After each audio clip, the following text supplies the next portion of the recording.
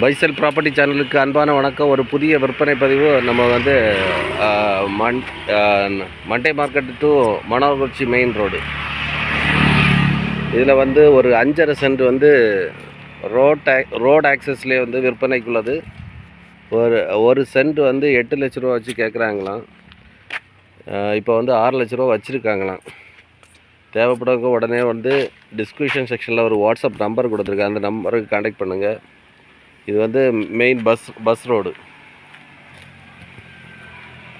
பாருங்கள். இதுதான்